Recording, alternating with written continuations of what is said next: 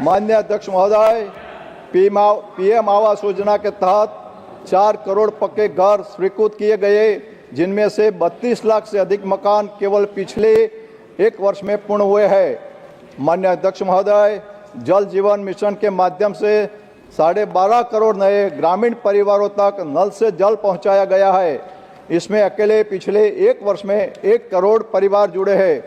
माननीय अध्यक्ष महोदय, उज्ज्वला योजना के माध्यम से 10 करोड़ से अधिक परिवारों को एलपीजी कनेक्शन दिए गए हैं। माननीय अध्यक्ष महोदय, मोदी सरकार के लिए समृद्ध किसान की विकसित भारत की पहली शर्त है।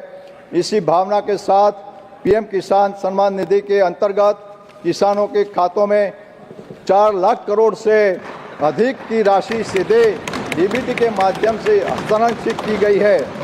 माननीय अध्यक्ष महोदय, भारत में 330 मिलियन टन खाद्यान्न उत्पादन का रिकॉर्ड बनाया है। साथ ही 150 मिलियन टन चावल उत्पादन के साथ भारत विश्व में शीर्ष पर है। माननीय अध्यक्ष महोदय, सरकार कृषि उत्पादों का आयात कम करने के लिए काम कर रही है। खाद्य, तेल, तिलहन और दलहन में आयात निर्भरता कम करने के लिए राष्ट्रीय मिशन के माध्यम से आत्मनिर्भरता के दिशा में ठोस कदम उठाए गए हैं। माननीय अध्यक्ष महोदय, प्रधानमंत्री जी नरेंद्र मोदी जी के निर्णायक नेतृत्व में सरकार ने मध्यम वर्ग को राष्ट्र निर्माण के केंद्र में रखा है। सही नीतियों के कारण आज आम नागरिक अधिक आय अर्जित कर रहे हैं, अधिक बचत कर पा रहे हैं और आत्मविश्वास के साथ खर्च भी कर रहे हैं। सरकार द्वारा 12 लाख तक की आय को मुक्त करने का ऐतिहासिक निर्णय मध्यम वर्ग के लिए अभूतपूर्व राहत लेकर आया है और इस निर्णय ने अर्थव्यवस्था को नई गति प्रदान की है। नई पीढ़ी की जीएसटी सुधारों से देश के नागरिकों को लगभग 1 लाख करोड़ की बचत प्राप्त हुई है, जिसका प्रभाव 2025 में 2 पहिया वाहनों के पंजीकरण के 2 करोड़ के पार पहुंचने से स्पष्ट रूप से दिखाई गया है। माननीय अध्यक्ष महोदय, दुनिया आज भारत के डिजिटल इंफ्रास्ट्रक्चर का लोहा मान रही है, जहां सरकारी योजनाओं का 100% लाभ बिना किसी बिचौलिए के लिए सीधे लाभार्थियों के बैंक खाते में पहुंच रहा है। डायरेक्ट बेनिफिट ट्रांसफर डीबीटी के माध्यम से केवल 1 वर्ष में 6.75 लाख करोड़ से अधिक की राशि सीधे लाभार्थियों तक पहुंची है।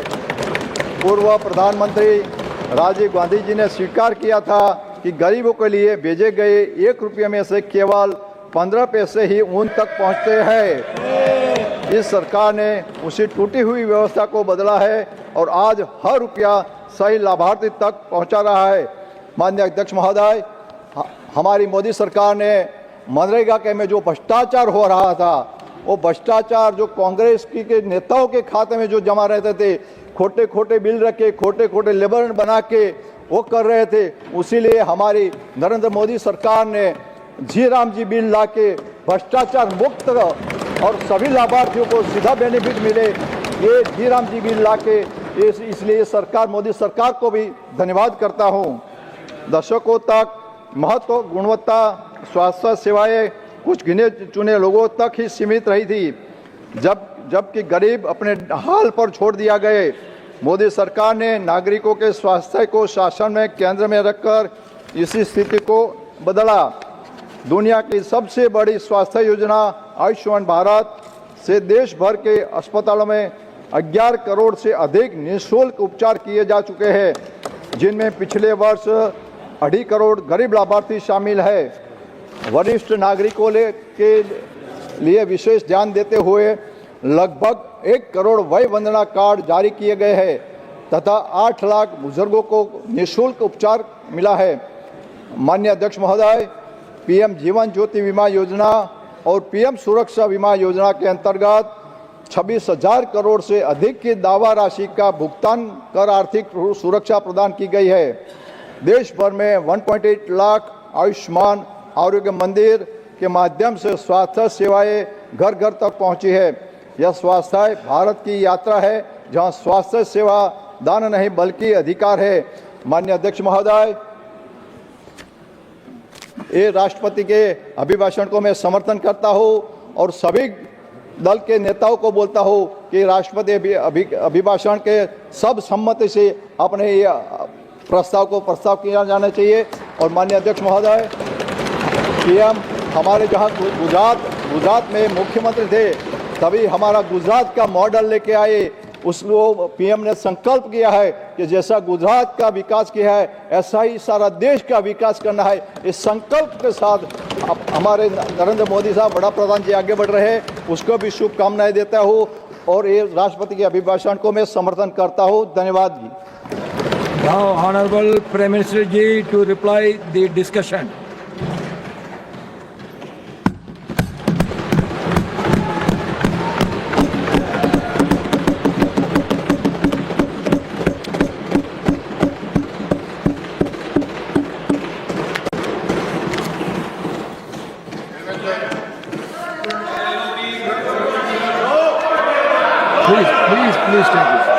Please take your seat. Now, please take your seat. Now, when the Prime Minister is on his legs, please take your seat. आदरणीय सभापति जी,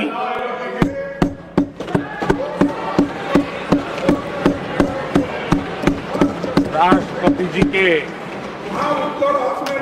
अभिभाषण पर आभार व्यक्त करने के लिए This is not correct. Please take your seat. This is not correct. Please take your seat. No. Please take your seat. आप बैठिए please. आप बैठिए please. Prime Minister is on his legs. Please आप बैठिए. Please आप बैठिए.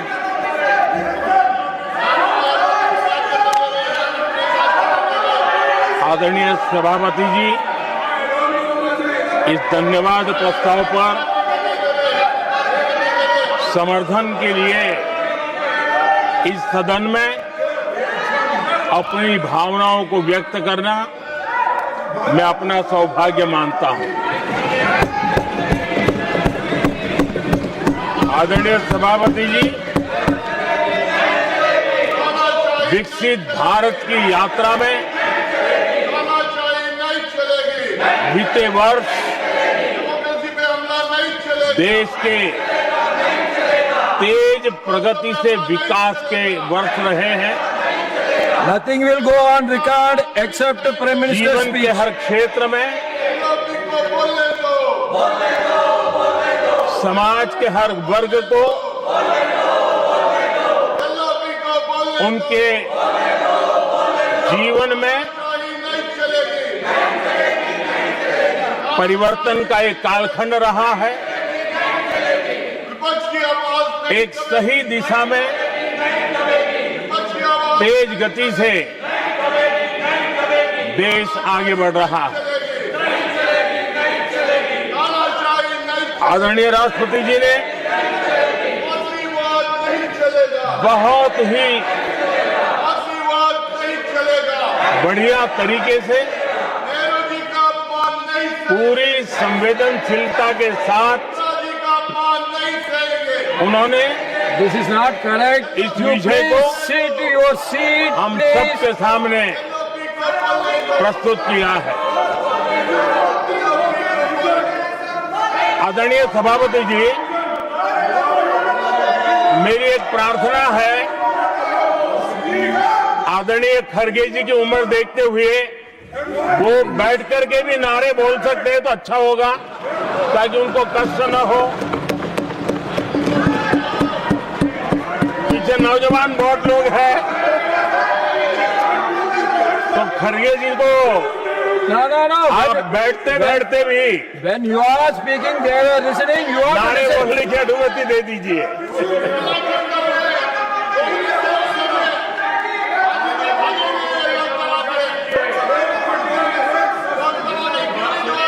आदरणीय सभापति जी, राष्ट्रपति जी ने इस देश के मध्यम वर्ग, इस देश के निम्न मध्यम वर्ग, इस देश के गरीब, इस देश के गांव, इस देश के किसान, महिलाएं,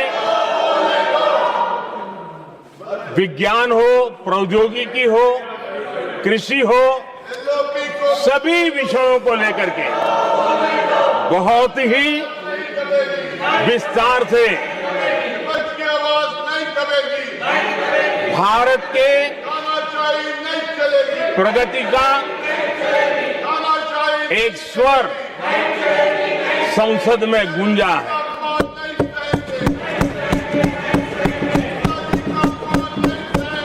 देश के नौजवान भारत के सामर्थ्य को कैसे आगे बढ़ा रहे हैं, इसकी भी विस्तार से चर्चा की है। हर वर्ग के सामर्थ्य को उन्होंने शब्दांकित किया है। और इतना ही नहीं, आदरणीय राष्ट्रपति जी ने भारत के उज्जवल भविष्य के प्रति एक विश्वास व्यक्त किया है। ये अपने आप में हम सबके लिए प्रेरक है। आदरणीय सभापति जी, 21वीं सदी का प्रथम क्वार्टर पूरा हो चुका है, लेकिन ये दूसरा क्वार्टर जैसे पिछली शताब्दी में भारत की आजादी के जंग में दूसरा क्वार्टर बहुत ही निर्णायक बना था। मैं साफ साफ देख रहा हूं कि विकसित भारत के निर्माण की दिशा में ये दूसरा क्वार्टर भी उतना ही सामर्थ्यवान होने वाला है, उतना ही तेज गति से आगे बढ़ने वाला है। और इसलिए आदरणीय सभापति जी, राष्ट्र का हर व्यक्ति ये महसूस कर रहा है कि एक अहम पड़ाव पर हम पहुंच चुके हैं। अब न हमें रुकना है, न हमें पीछे मुड़ करके देखना है। I will not go ahead to do what you are doing. आगे ही आगे देखना है। Please बैठिए। I am not going to let you से चलना now. है। You please बैठिए। और लक्ष्य को प्राप्त करके ही हमें सांस लेनी है। उस दिशा में हम आगे बढ़ रहे हैं। Nothing should go on record except to the Prime Minister's speech.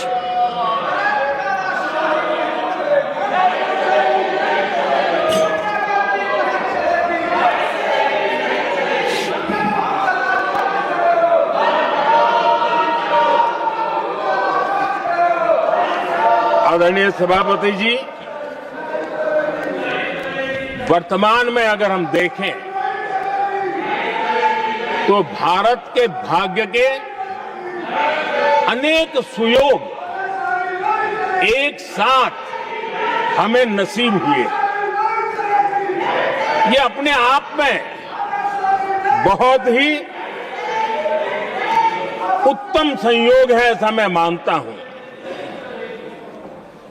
सबसे बड़ी बात है, विश्व के समृद्ध से समृद्ध देश भी बुजुर्ग होते जा रहे हैं। वहां की आबादी उम्र के उस पड़ाव पर पहुंची है हम जिन्हें बुजुर्ग के रूप में जानते हैं। हमारा देश ऐसा है जो विकास की नई ऊंचाइयां छू रहा है। उसी समय दिनों दिन हमारा देश युवा होता जा रहा है, युवा आबादी वाला देश है। ये अपने आप में एक बहुत अच्छा सुयोग है। आदरणीय सभापति जी, दूसरी तरफ मैं देख रहा हूं जिस प्रकार से विश्व का भारत के प्रति आकर्षण बढ़ा है और उसमें भी विश्व भारत की टैलेंट का महात्म्य समझ रहा है। हमारे पास आज दुनिया का बहुत ही महत्वपूर्ण टैलेंट पूल है, युवा टैलेंट पूल है, जिसके पास सपने भी हैं, संकल्प भी हैं, सामर्थ्य भी है। और इसलिए ये दूसरा सुयोग है। शक्ति का आशीर्वाद हमारे साथ है। आदरणीय सभापति जी, भारत आज विश्व में जो चुनौतियां पैदा हो रही है, उन चुनौतियों का समाधान देने वाला एक देश आशा की किरण बना हुआ है और हम समाधान दे रहे हैं। वैसा ही एक महत्वपूर्ण सुयोग है कि आज मेजर इकोनॉमी में भारत का ग्रोथ बहुत हाई है और हाई ग्रोथ और लो इन्फ्लेशन ये बहुत ही यूनिक संयोग है और ये हमारी अर्थव्यवस्था की मजबूती को प्रदर्शित करता है। आदरणीय सभापति जी, हम जिस गति से आगे बढ़ रहे हैं, जब हमें देश की जनता ने सेवा करने का मौका दिया तब फ्रेजाइल 5 के रूप में ये देश जाना जाता था। जब हमें अवसर मिला तब देश आजाद हुआ, तब हम दुनिया में 6 नंबर की इकोनॉमी थे, लेकिन इन लोगों ने ऐसा एक हाल करके रखा कि 11 पे पहुंचा दिया। आज हम 3 पर जाने की दिशा में तेज गति से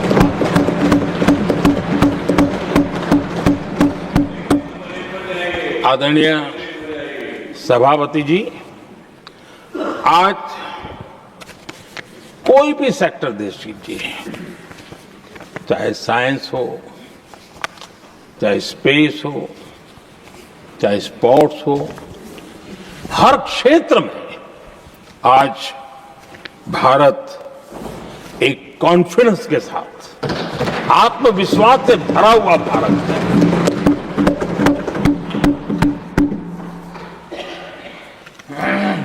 कोविड के बाद विश्व में जो स्थितियां पैदा हुई और ऐसी नई नई चीजें जुड़ती गई, आज दुनिया संभल नहीं पा रही है। ऐसे में साफ साफ नजर आ रहा है कि दुनिया एक नए ग्लोबल ऑर्डर की तरफ, नए वर्ल्ड ऑर्डर की तरफ आगे बढ़ रहा है। सेकेंड वर्ल्ड वॉर के बाद एक वर्ल्ड ऑर्डर बना था, अब एक नए वर्ल्ड ऑर्डर की तरफ विश्व बहुत तेजी से आगे बढ़ रहा है। और सबसे बड़ी खुशी की बात है, सारी घटनाओं का अराजनीतिक तरीके से, निष्पक्ष भाव से विश्लेषण करेंगे तो झुकाव भारत की तरफ है।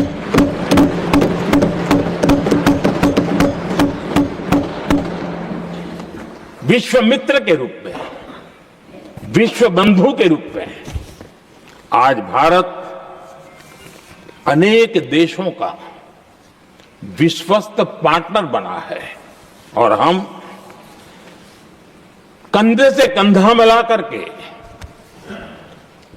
विश्व कल्याण की दिशा में भी अपनी उचित भूमिका निभा रहे हैं, अपने सामर्थ्य से सहाय भी कर रहे हैं। आदरणीय सभापति जी, आज पूरा विश्व ग्लोबल साउथ की चर्चा करता है, लेकिन उस चर्चा के सूत्रधार के रूप में आज भारत वैश्विक मंचों पर ग्लोबल साउथ की बुलंद आवाज बन गया है।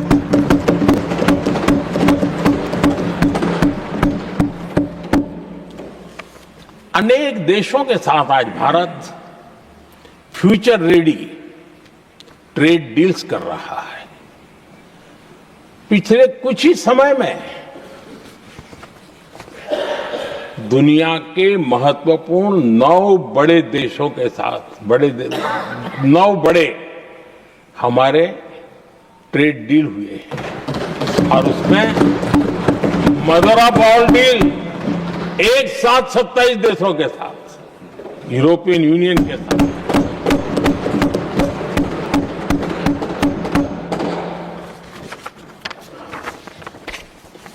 जो लोग थक गए,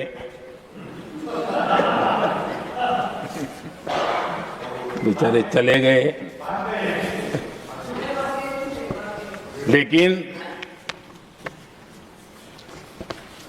कभी न कभी उनको जवाब देना पड़ेगा कि देश की ऐसी हालत कैसे बना के रखी थी कि दुनिया का कोई देश हमसे डील करने के लिए आगे नहीं आता था।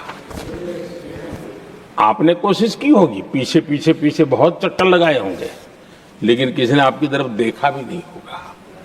क्या स्थिति ऐसे पैदा है? दुनिया के देश ऐसे ही भारत के साथ डील नहीं कर रहे हैं। आदरणीय सभापति जी, इसके पीछे सबसे बड़ी बात, डेवलप कंट्रीज एक डेवलपिंग कंट्री के साथ डील करता है ना, वो अपने आप में भी अर्थ जगत के लिए बहुत बड़ा है। और मेरे लिए नई बात नहीं है। जब मुझे गुजरात में सेवा करने का अवसर मिला था तो मैं एक वाइब्रेंट गुजरात समिट करता था और मेरे लिए गर्व की बात थी कि एक स्टेट, हिंदुस्तान का एक स्टेट, मेरे इस वाइब्रेंट समिट के partner country, develop country Japan हुआ करता था। एक राज्य ने सामर्थ्य दिखाया था, आज मेरा देश है सामर्थ्य दिखा रहा है। ये तब होता है जब आपके पास आर्थिक सामर्थ्य हो, आपके पास आपके नागरिकों के अंदर, देशवासियों में एक ऊर्जा हो और खास करके मैन्युफैक्चरिंग के लिए एक मजबूत इकोसिस्टम हो, तब जाकर के विश्व आपके साथ डील करने के लिए आगे आता है।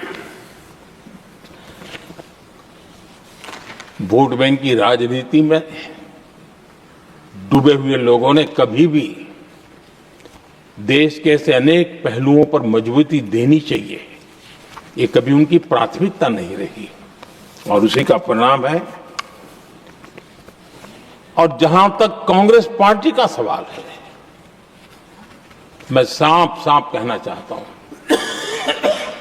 और मेरे शब्दों पे भरोसा नहीं तो मैं देश को, लोगों को कहूं कुछ मत करो, सिर्फ लाल किले से कांग्रेस के प्रधानमंत्रियों के जो भाषण है, सिर्फ उन भाषणों का एनालिसिस कर लो, आपको साफ साफ लगेगा कि न उनके पास कोई सोच थी, न उनके पास कोई विजन था और न ही कोई इच्छा शक्ति थी। और इसका परिणाम है कि देश को इतना भुगतना पड़ा। आदरणीय सभापति जी, मैं कोटि कोटि देशवासियों का आभारी हूं। उन्होंने सेवा करने का अवसर दिया। हमारी काफी शक्ति उनकी गलतियों को ठीक करने में जा रही है। दुनिया के मन में जो उनके समय की छवि है, उस छवि को धोने में मेरी ताकत लगती है। ऐसा बर्बाद करके रखा हुआ था और इस काम के लिए हमने फ्यूचर रेडी पॉलिसीज पर बल दिया है। और आज आपने देखा होगा, देश नीति के आधार पर चल रहा है, पॉलिसीज के आधार पर चल रहा है। एडोकिज्म को हमने त्याग कर दिया है और उसके कारण विश्व का विश्वास बनता है। हमने रिफॉर्म, परफॉर्म, ट्रांसफॉर्म के मंत्र को लेकर के आगे बढ़े और आज स्थिति ऐसी है कि देश रिफॉर्म एक्सप्रेस पर सवार हो चुका है।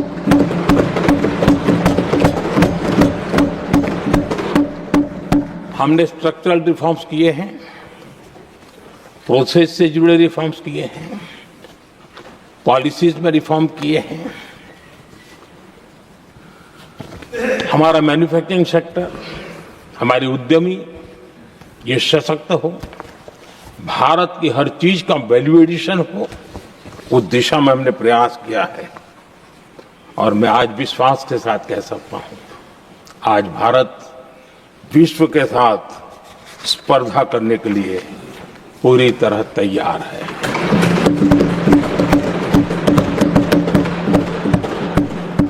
जब मैं विश्व के सीईओ फोरम की समिट देखता हूं, आज दुनिया हमारे उद्यमियों को समानता के रूप में देखती है। और जब पिछले दिनों सभी दलों के डेलीगेशन विश्व में गए थे, ये भाव उन्होंने भी अनुभव किया और आकर के मुझे सभी दल के माननीय सांसदों ने अपने अनुभव बता रहे थे, बड़ा गर्व से कह रहे थे कि हाँ, बराबरी से बात हो रही है। ये हमारे लिए अपने आप में बात है। आदरणीय सभापति जी, एमएसएमई का बहुत बड़ा नेटवर्क जितना सामर्थ्यवान होता है, वो लंबे अरसे तक इकोनॉमी को ताकत देता है। हमने उस दिशा में बल दिया और हमने कई रिफॉर्म्स किए हैं। आज हमारे एमएसएमई नेटवर्क पर दुनिया का भरोसा बढ़ रहा है। बड़े बड़े हो सकता है हम हवाई जहाज नहीं बनाते होंगे, लेकिन कई हवाई जहाज है जिसमें कई पुर्जे मेरे देश के छोटे छोटे एमएसएमई बना रहे हैं।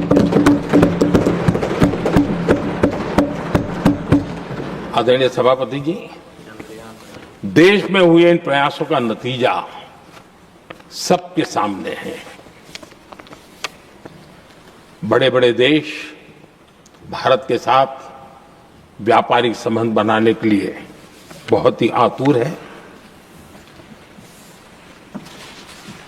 यूरोपीय संघ का ट्रेड डील हो, अमेरिका के साथ अभी अभी हुआ जो ट्रेड डील हो, और कल हमारे पीयूष जी ने सदन में विस्तृत जानकारी भी दी है। और पूरा विश्व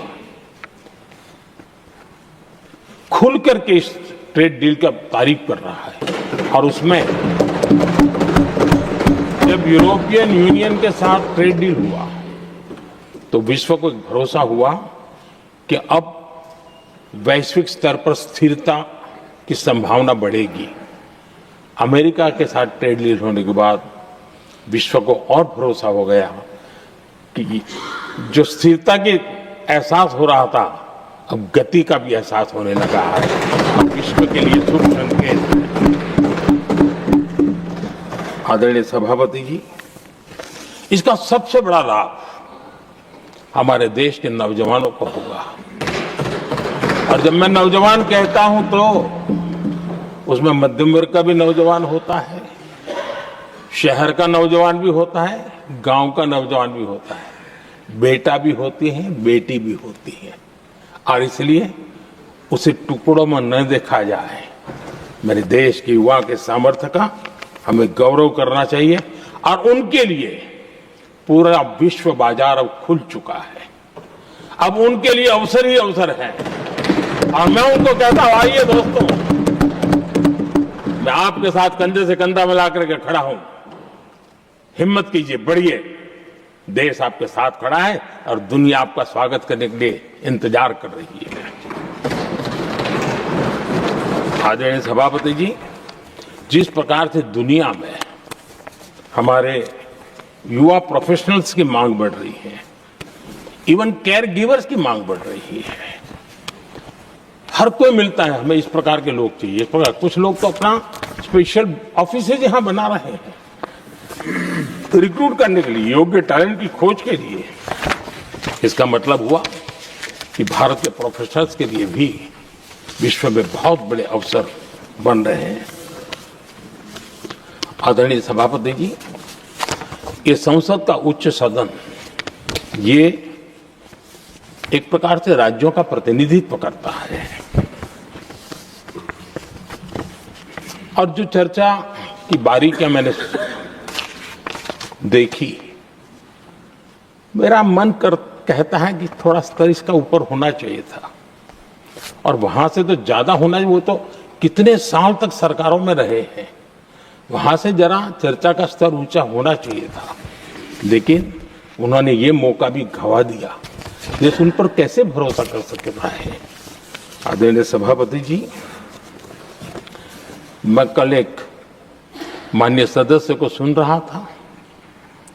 यूं तो वो अपने आप को राजा कहलाने में बहुत गर्व करते हैं, लेकिन वे आर्थिक असमानता की चर्चा कर रहे थे। बताइए, जो खुद को राजा माने और वो आर्थिक असमानता की बात करे, सबको लगता है कि क्या यही देखने के बाकी रह गए थे क्या। आदरणीय सभापति जी, हमारे टीएमसी के साथियों ने काफी कुछ कहा। जरा खुद को अपने गरेबा में देखें। निर्मम सरकार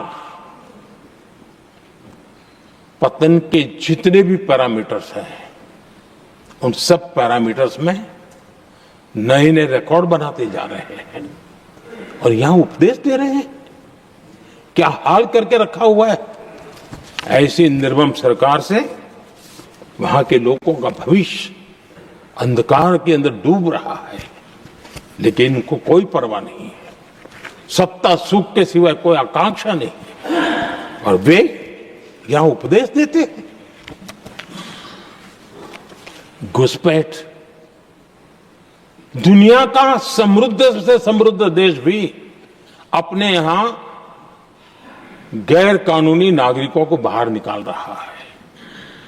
हमारे देश में घुसपैठियों को बचाने के लिए अदालतों को तब तक प्रेशर पैदा किया जा रहा है। मेरे देश का नौजवान कैसे ऐसे लोगों को माफ करेगा जो घुसपैठियों की वकालत करने के लिए ताकत लगा रहे हैं। और घुसपैठिए मेरे देश के नौजवानों के हक छीन रहे हैं, उनकी रोजी रोटी छीन रहे हैं, आदिवासियों की जमीन छीन रहे हैं। बेटे बेटियों के जिंदगी पर खतरे पैदा हो रहे हैं, लेकिन उनके लिए महिलाओं पर अत्याचार होते रहे। सत्ता नीति के सिवाय कुछ करना नहीं, और वो यहां पर हमें उपदेश दे रहे हैं। और ऐसे चिंताजनक सभी विषयों पर आंखें मूंद करके बैठे हुए वो लोग हैं। एक हमारे माननीय सदस्य काफी कुछ बोल रहे थे, जिनकी पूरी सरकार शराब में डूब गई, जिनके शीश महल घर घर में नफरत का कारण बन गए, और शायद उनको ब्लैक शब्द ज्यादा पसंद है। हर एक अपना अपना एक भूतकाल होता है।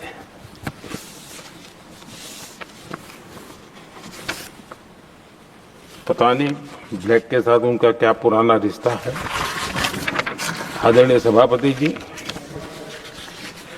ऐसे सभी साथियों से मैं आज जरूर कहूंगा, तुम कितना दुनिया को धोखा दोगे, तुम कितना दुनिया को धोखा दोगे। आईना देख लिया तो अपनी सच्चाई कहां छिपाओगे।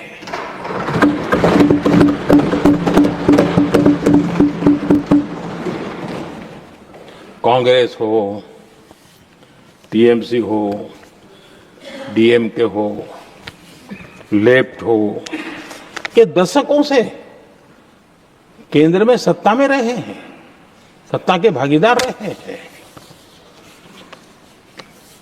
राज्यों में भी उनको सरकारें चलाने का अवसर मिला है, लेकिन उनकी पहचान क्या बनी है? आज डील की चर्चा होती है तो गौरव से कहते हैं, तब डील की चर्चा होती थी तो बॉफोर्स डील याद आता था। ये डील होते थे।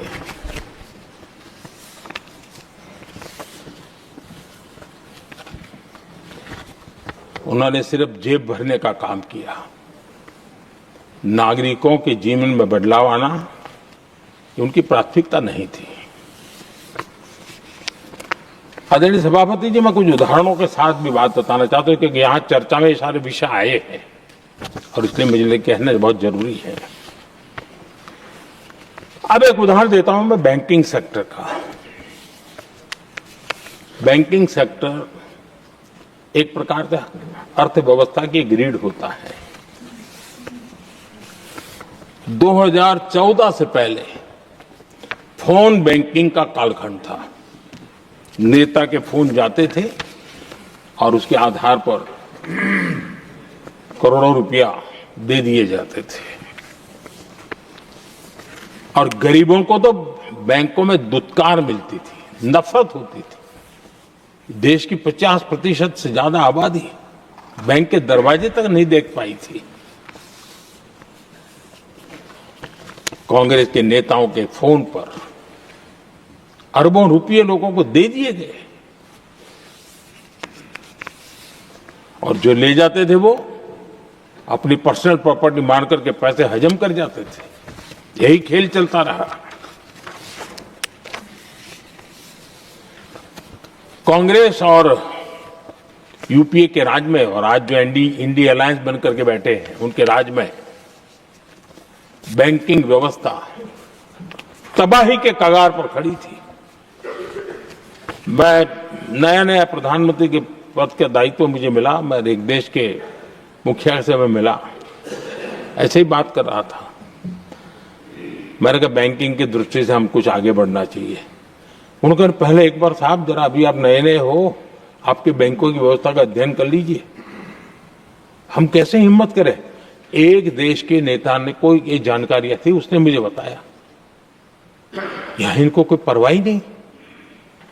यानी एक प्रकार से उन्होंने जिस प्रकार से बैंकिंग व्यवस्था को एनपीए के पहाड़ खड़े हो गए थे। जहां भी देखो चर्चा चलती थी एनपीए का क्या होगा, एनपीए का क्या होगा, कैसे बचेंगे।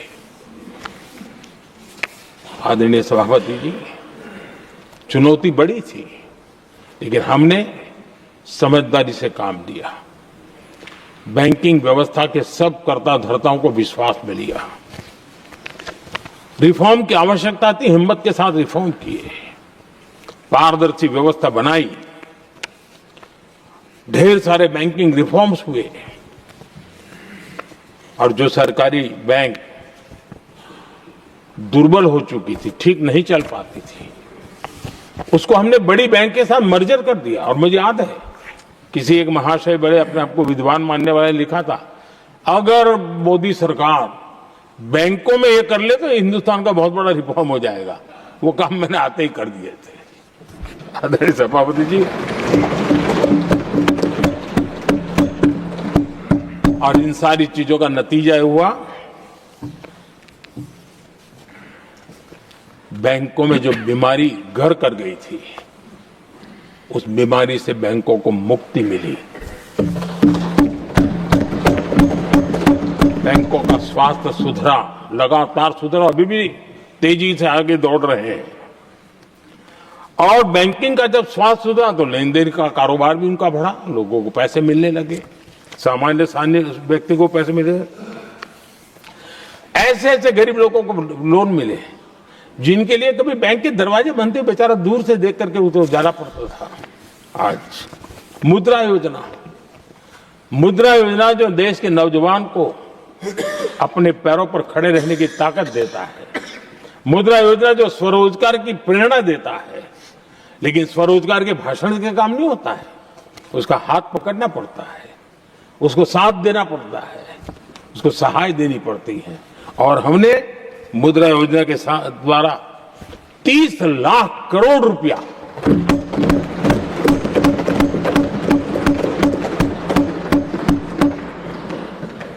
30 लाख करोड़ रुपए से ज्यादा लोन मुद्रा योजना के माध्यम से और बिना गारंटी देश के नौजवानों के हाथ में दिया और उन्होंने अपने कारोबार को आगे बढ़ाया। और गर्व की बात है, उसमें बहुत बड़ी मात्रा में माताएं बहनें भी हकदार बनी, इसकी लाभार्थी बनी। सेल्फ हेल्प ग्रुप, इन दिनों ग्रामीण महिलाएं बड़े सपने देखती हैं, खुद अपने पैरों पर खड़ा होना चाहती थी। विमेन सेल्फ हेल्प ग्रुप का हमने विस्तार तो किया ही किया, लेकिन 10 करोड़ बहनों को हमने सीधी आर्थिक मदद की व्यवस्था की। हमारे एमएसएमई सेक्टर को हमने भरपूर लोन दी और मैं आज बड़े संतोष के साथ, बड़ी जिम्मेवारी के साथ इस पवित्र सदन में कहना चाहता हूं, हमने एनपीए जिसके पहाड़ हुआ करते थे 2014 के पहले, आज उसको हमने नीचे निम्न स्तर पर लाकर के खड़ा कर दिया है। आज एनपीए 1% से भी नीचे है। ये अपने आप में बैंकों के स्वास्थ्य के लिए बहुत उत्तम काम हमने किया है। इतना ही नहीं, हमारे बैंकों का प्रॉफिट आज रिकॉर्ड पर है, हाई रिकॉर्ड है उसके। ये अपने आप में देश की अर्थव्यवस्था को ताकत देने के लिए, बैंकिंग व्यवस्था मजबूत होती है तो बाकी अर्थव्यवस्था को भी मजबूती मिलती है। उस काम को कहेगा आदरणीय सभापति जी। मैं एक और उदाहरण देना चाहता हूं। हमारे पीएसयूज, आमतौर पर पीएसयूज के संबंध में मान्यता बन चुकी थी, वो बनते ही हैं बीमार होने के लिए, वो बनते ही हैं बर्बाद होने के लिए, वो बनते ही हैं बंद होने के लिए। हमने इस पूरी मानसिकता को हकीकतों के आधार पर बदलने में सफलता प्राप्त की है।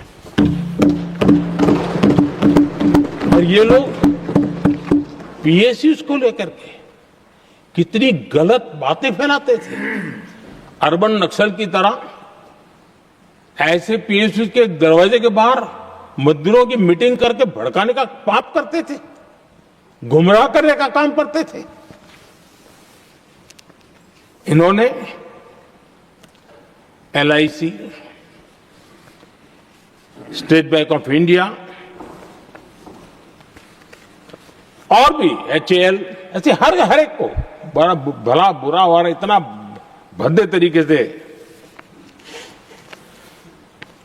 जब उनकी सरकार थी तब तो ये इन चीजों को संभाल नहीं पाते थे, उसको कुछ कर भी नहीं पाते थे। आदरणीय सभापति जी, हमने इसमें भी हिम्मत दिखाई। हमने पीएसयूज के संबंध में भी रिफॉर्म्स किए, रिफॉर्म्स की एक लगातार परंपरा चलाई। आज एलआईसी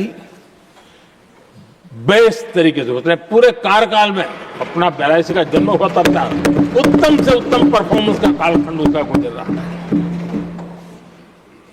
जिन पीएसयूज को कांग्रेस के नेता ताले लगवाने की कगार पर पहुंच चुका था और उसी पर अपनी राजनीतिक रोटी सेकने का प्रयास भी किया गया था, आज हमारे पीएसयूज रिकॉर्ड प्रॉफिट पर हैं।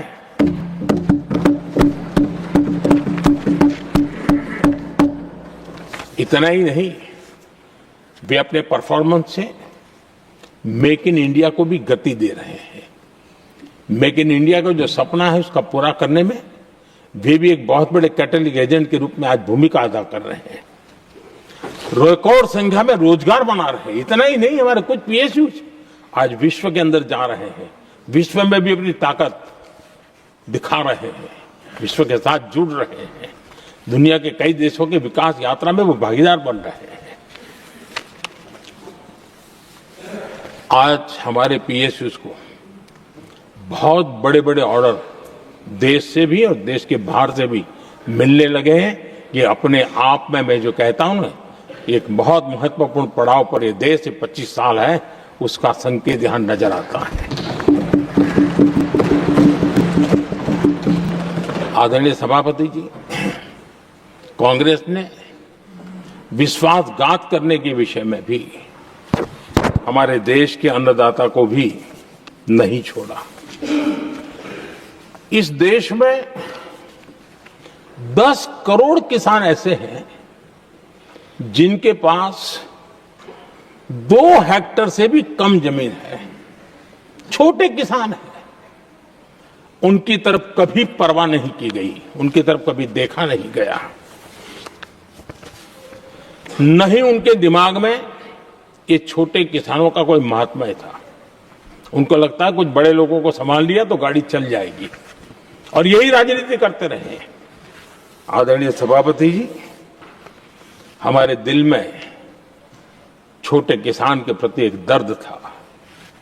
हम जमीनी हकीकतों से परिचित थे और उसी के कारण हम पीएम किसान सम्मान निधि योजना लेकर के और आप इतने कम समय में हमारे इन छोटे किसानों के खाते में 4 लाख करोड़ रुपया हमने दिया है। 4 लाख करोड़ रुपया आंकड़ा छोटा नहीं होता है आदरणीय सभापति जी। और उसने हमारे छोटे किसानों को एक नई ताकत दी है, नए सपने देखने का सामर्थ्य दिया है। और मुझे पक्का विश्वास है कि हमारा किसान उस दिशा में जरूर भारत की आशा अपेक्षा के अनुरूप परिणाम देगा।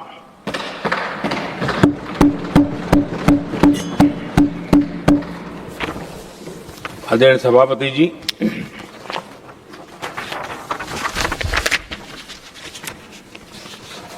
यहां कुछ साथियों ने इम्प्लीमेंटेशन के संबंध में शिकायतों का भाषण काफी किए। शायद वो तय करके आए थे कि ऐसा ऐसा बोलना है, तो इसमें तो उनका ऐलान दिखता था, बाकी में तो नहीं दिखता है। आदरणीय सभापति, जब ये इम्प्लीमेंटेशन को लेकर के इतनी बड़ी बड़ी बातें करते हैं, मैं एक जरा किस्सा सुनाता हूं। मैं किसी का भला बुरा कहने के लिए नहीं कर रहा हूं, मैं सिर्फ हकीकतें रख रहा हूं। परेशानी जिनको होगी उनको होगी, लेकिन तथ्य तो तथ्य ही होते हैं। हमारे देश के एक नेता हिमाचल प्रदेश के दौरे पर गए थे और वहां से आने के बाद उन्होंने खुद ने ये घटना कहीं सुनाई, रिकॉर्ड पर उपलब्ध है। उसमें उन्होंने कहा,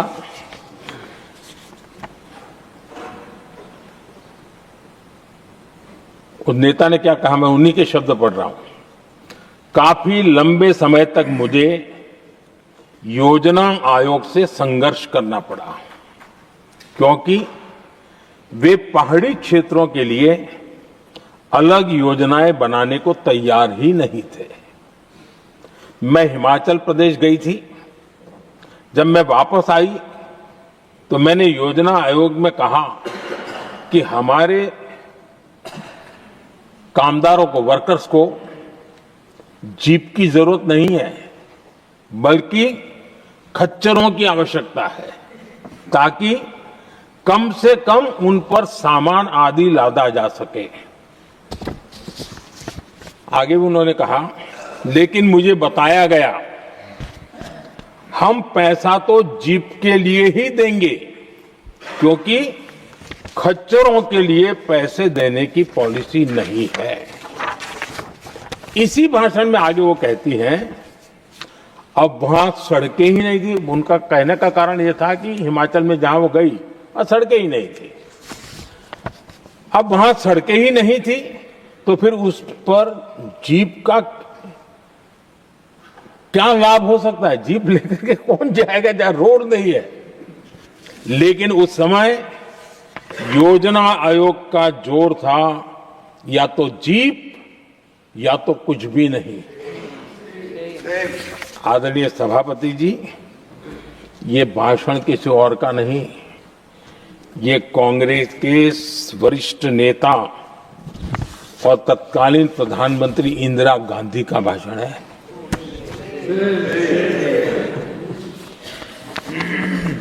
कांग्रेस के लंबे शासनकाल में यही कार्यशैली रही और जिसको इंदिरा जी खुद जानती भी थी कि ये पाप चल रहा है, लेकिन इस कार्य संस्कृति को सुधारने के लिए उन्होंने कोई कदम नहीं उठाया। और इंदिरा गांधी जिस प्लानिंग कमीशन की धज्जियां उड़ा रही थी, उसके जन्मदाता उनके स्वयं के पिताजी थे। और प्लानिंग कमीशन को बना और इंदिरा जी ने जब कहा, उसके बीच में 2 दशक बज चुके थे, लेकिन हाल यही था। और 2014 तक सब दुखी थे, सब परेशान थे, सब गलती देख रहे थे, लेकिन सुधार करने की तैयारी नहीं।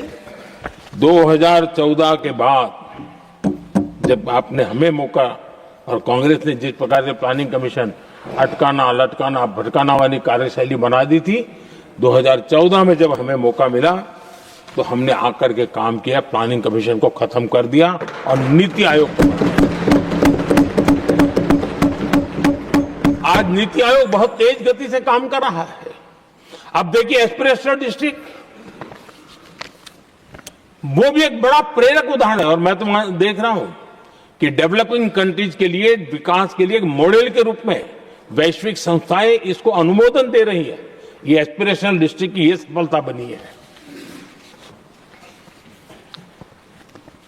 देश के कई जिले ऐसे थे जिसको पिछड़े मान करके छोड़ दिया गया था, और वहां करोड़ों लोगों की जो मौलिक जरूरतें थी उसको भी नकार दिया गया था। उनको तो ऐसे ही जीने के लिए मजबूर कर दिया गया था।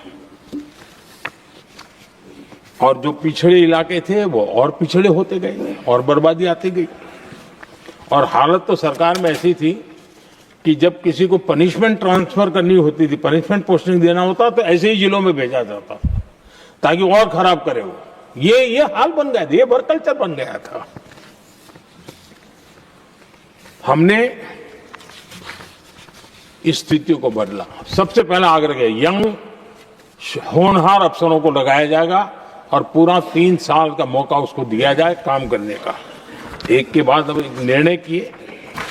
और आज देखिए किसी समय छत्तीसगढ़ का हमारा बस्तर एस्पिरेशनल डिस्ट्रिक्ट में था, आज वो बस्तर पूरे देश में बस्तर ओलंपिक के नाम से चर्चा में है।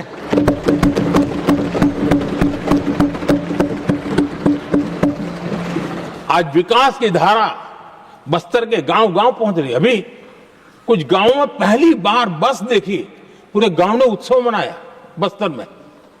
ये परिस्थितियां छोड़ करके गए हुए हैं लोग, और यहां पर पता नहीं किस प्रकार से देश को कहां ले जाना चाहते हैं लोग। आदरणीय सभापति जी, इंप्लीमेंटेशन क्या होता है, ये एस्पिरेशनल डिस्ट्रिक्ट एक बहुत बड़ा शानदार उदाहरण है। ऐसे तो सैकड़ों उदाहरण हैं, लेकिन मैं कहने के लिए इसको उल्लेख कर रहा हूं। कांग्रेस के हमारे साथियों को ये जो बदलाव आ रहा है उसमें इंप्लीमेंटेशन नजर नहीं आ रहा है। और उनका तो एक ही वो प्लानिंग कमीशन वाला मॉडल है, जीप और खच्चर वाला मॉडल, यही वो लोग जानते हैं, उससे आगे कुछ नहीं जानते। और ये इंप्लीमेंटेशन कैसे करते हैं, मेरा जन्म नहीं हुआ था उसके पहले सरदार वल्लभ भाई पटेल ने नर्मदा नदी पर बांध बांधने की कल्पना की। विषय तो पक्का हो गया, सरदार साहब नहीं रहे, खैर नेहरू जी ने शिलान्यास किया। अब इंप्लीमेंटेशन देखिए इनको। मेरा जन्म नहीं हुआ था जब इसकी कल्पना की गई थी, और प्रधानमंत्री बनने के बाद मैंने उसका उद्घाटन किया। ये हाल है।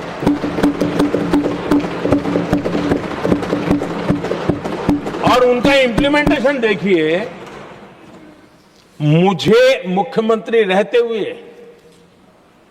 3 दिन अनशन पर बैठना पड़ा था। नर्मदा सरदार सरोवर डैम के लिए, मेरे देश, मेरे राज्य के किसानों के लिए मैंने अपने आप को दांव पर लगा दिया था। तब जाकर के भारत सरकार को झुकना पड़ा और तब जाकर के सरदार सरोवर डैम के कंस्ट्रक्शन को गति मिली और यहां मैं पहुंचा तब मुझे उसका उद्घाटन करने का सौभाग्य मिला। और आज कच्छ तक, हावड़ा बीएसएफ के लोग जहां बैठते हैं वहां तक नर्मदा का शुद्ध पानी पीने के लिए पहुंच रहा है। इंप्लीमेंटेशन क्या होता है? और यहां पर इम्प्लीमेंट किसी ने शब्द पकड़ा दिया, हर एक के मुंह से वही निकल रहा था। हमने कांग्रेस की कार्यशैली को बदलने के लिए, जब मैंने देखा कई ऐसे काम थे अटके पड़े हुए, कोई पूछने वाला नहीं थे फाइलों में, और पॉलिटिकल फायदे के लिए अनाउंसमेंट कर दिए, दिए जला दिए, पत्थर लगा दिए, करना कुछ नहीं। आखिरकार मैंने एक टेक्नोलॉजी वाला प्लेटफॉर्म बनाया यहां आकर के, प्रगति के नाम से। ये प्रगति प्लेटफॉर्म का मैं उदाहरण देता हूं,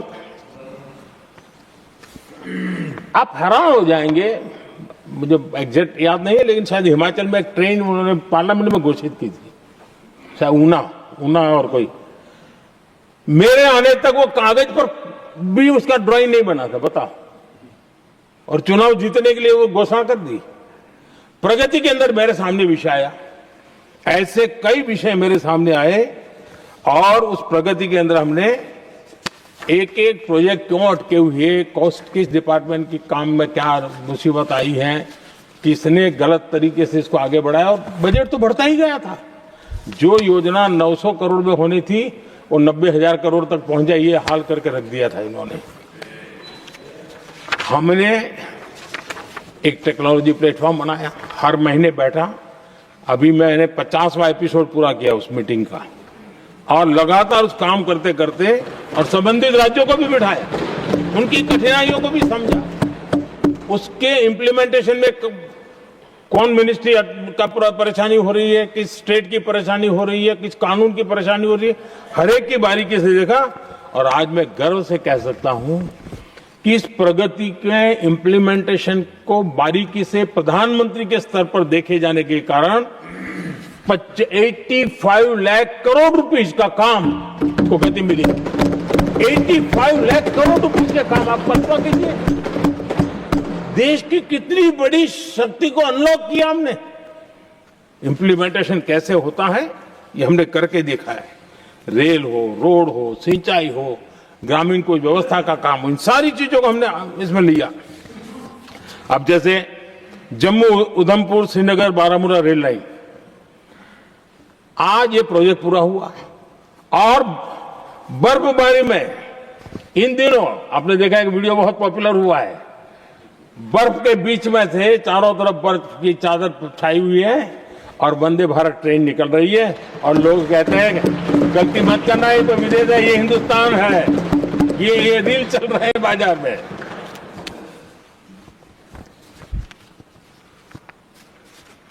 लेकिन 3 दशक तक यही प्रोजेक्ट लटका हुआ था। 3 दशक, 30 साल, आप कल्पना कर सकते, 2 पीढ़ी आगे बढ़ जाए, ये यही के अटके पड़े थे। हमारी सरकार ने इसको पूरा किया।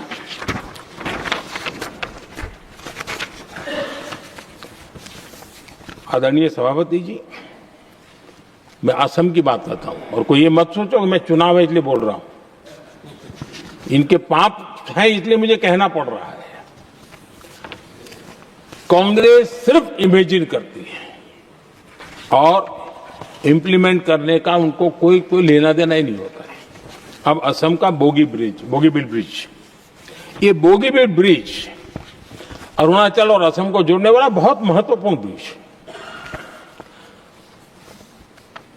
कितने ही सालों तक ये प्रोजेक्ट लटका रहा।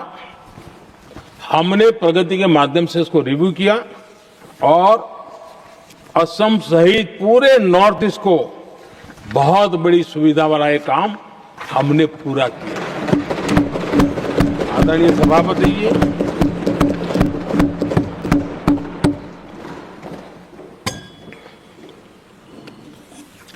इंप्लीमेंटेशन की बातें जब करते हैं तो एक बार हमारे पास तो तथ्यों के साथ चीजें हैं कि हमने चीजों को समय पर पूरा करने की दिशा में आगे बढ़े। और इन दिनों तो जो काम कर रहे हैं, समय से पहले हो रहा है। हमने पूरी दुनिया को कहा था कि हम 2030 तक यहां पहुंचेंगे सोलार में। हमने वो काम 2025 में कर दिया। हमने इथेनॉल का समय तय किया था, हम उसमें भी 2-3 साल पहले ही काम पूरा कर लिया। तो एडवांस में हम काम पूरा करने का इंप्लीमेंटेशन की ताकत हमारे से उससे भी ज्यादा है। आदरणीय सभापति जी, भाजपा हो, एनडीए हो, हमारा अप्रोच, चीजों की तरफ देखने का हमारा दृष्टिकोण, समस्या के समाधान के लिए हमारी सोच और कांग्रेस के बीच में आसमान जमीन का अंतर है, बहुत फर्क है। मैं आपको उदाहरण देता हूं। हमारी सोच ये है कि 140 करोड़ देशवासी ये इतने सामर्थ्यवान हैं कि वह चुनौतियों को समाधान दे सकते हैं। ये हमारी सोच है। हमारा भरोसा है देशवासियों पर, उनके सामर्थ्य पर हमारा भरोसा है, और यही लोकतंत्र की भी सच्ची ताकत होती है। लेकिन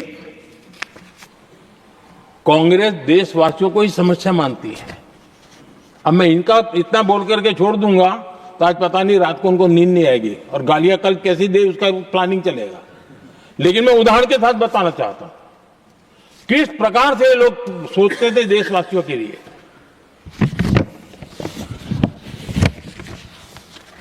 देश के लोगों के बारे में नेहरू जी और इंदिरा जी की सोच क्या थी, मैं उसके विषय में बताना चाहता हूं।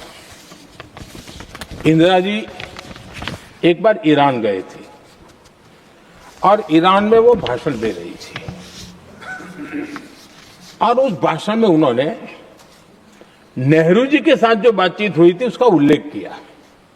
खुद ने कहा है, उन्होंने कहा, और मैं जो इंदिरा जी ने कहा था उसको कोट कर रहा हूं, जब किसी ने मेरे पिताजी से पूछा, यानी नेहरू जी से पूछा कि उनके सामने कितनी समस्याएं हैं, तो उन्होंने उत्तर दिया था 35 करोड़। नेहरू जी ने जवाब दिया था कि उनके सामने कितनी समस्याएं हैं, बोले 35 करोड़। उस समय हमारे देश की जनसंख्या थी 35 करोड़। अब आगे देखिए, 35 करोड़ देशवासी नेहरू जी को समस्या लगते थे। ऐसा कोई मुखिया हो सकता है क्या जी? और इस बात का उदाहरण देते हुए इंदिरा जी ने आगे कहा कि आज देश की जनसंख्या 57 करोड़ है, इसलिए मेरी समस्याओं की संख्या भी उतनी ही बड़ी है। यानी पिताजी को 35 करोड़ समस्या वाले देशवासी लगते थे, अब 57 करोड़ उनको समस्या। कोई ऐसा हो सकता है जो अपने ही देशवासियों को समस्या माने? ये फर्क है उनकी सोच और हमारी सोच में, ये फर्क है उनके अप्रोच और हमारे अप्रोच में।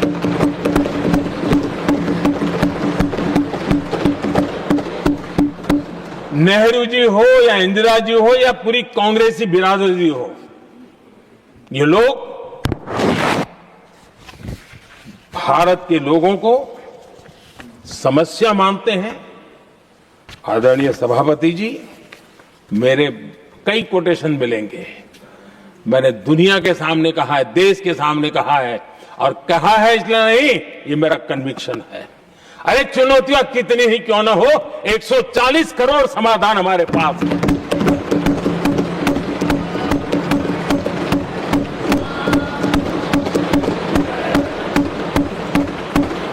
हमारे लिए देशवासी समर्थक की पूंजी है। हमारे लिए हर देशवासी भारत का उज्जवल भविष्य का नियंता है, निर्माता है, कर्ता धर्ता है। हम उसको समस्या कैसे कह सकते हैं? ऐसी सोच वाले लोग अपने परिवार का ही भला करेंगे और किसका करेंगे? आदरणीय सभापति जी, देश के लोगों का अपमान करते रहना, ये कांग्रेस के स्वभाव में पड़ा हुआ है, उनके संस्कारों में पड़ा हुआ है। कांग्रेस ने बीते दिनों राष्ट्रपति जी का अपमान किया। चुनाव के बाद जिस प्रकार से हमारे राष्ट्रपति जी के लिए शब्द कहे गए हैं, शर्मिंदगी महसूस होती है कि ये कैसे लोग हैं, भारत के राष्ट्रपति के लिए क्या बोल रहे हैं लोग। आदरणीय सभापति जी, कल लोकसभा में भी राष्ट्रपति जी के अभिभाषण पर चर्चा नहीं हो पाई। ये राष्ट्रपति पद, उसका घोर अपमान किया है। उनको संविधान शब्द मुंह में बोलने की अधिकार नहीं रहता है। जो लोग गरीबी से निकली हुई एक महिला, आदिवासी परिवार से आई हुई एक महिला, जब आपने लोकसभा में जो व्यवहार किया है, आपने आदिवासी समाज का अपमान किया है, आपने महिला का अपमान किया है। भारत के सर्वोच्च पद पर विराजमान, संविधान ने जिनको सर्वोच्च पद दिया है, आपने उनका अपमान किया है, आपने संविधान का अपमान किया है।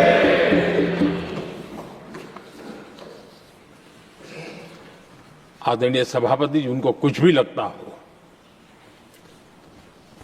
कांग्रेस को ये गुनाह की Honorable members, it is now 6 p.m. If the House agrees, we may sit beyond 6 p.m.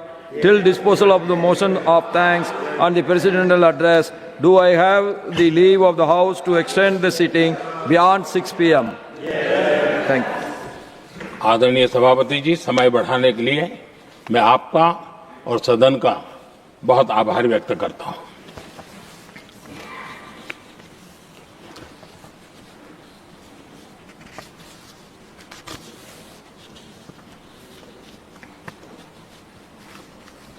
आदरणीय सभापति जी, बड़ी दर्दनाक लोकसभा की घटना है और शायद हताशा निराशा तो हम समझ सकते हैं, लेकिन इसके लिए देश के पवित्र लोकतंत्र के मंदिर को ही इस रूप में कर देना, और उस समय चेयर पर असम के ही हमारे एक माननीय सांसद बैठे थे और उस समय कागज फेंके गए, टेबल पर चढ़ दिया गया। क्या ये नॉर्थ ईस्ट का अपमान नहीं है? क्या असम के नागरिकों का अपमान नहीं है? कल फिर दोबारा किया उन्होंने, और उस समय आंध्र के दलित परिवार का बेटा चेयर पर बैठा था, उसको भी अपमानित किया। यानी आपने नॉर्थ ईस्ट का अपमान, चेयर में बैठा अपमान करो। आंध्र के एक दलित परिवार का बेटा चेयर पर बैठा, उसका अपमान करो। सदन ने इनको काम दिया हुआ है, सबने मिलकर के काम दिया हुआ है, लेकिन वो दलित समाज से आते हैं, इसलिए आप अपमान करते हो।